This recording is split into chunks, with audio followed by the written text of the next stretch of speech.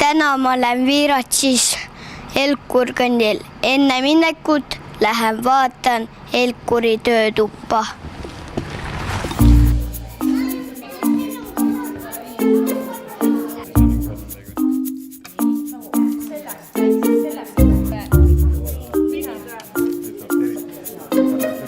Millised on helkurid?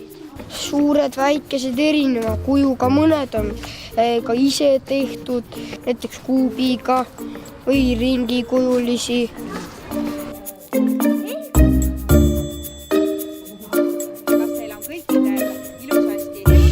Kes helkurid peavad kandma? Jalakäijad, ka jalgratturid peavad kandma.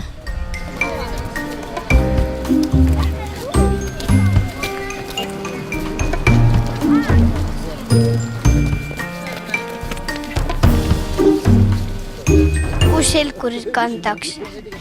Autolambi kõrgusel kantakse helkurit.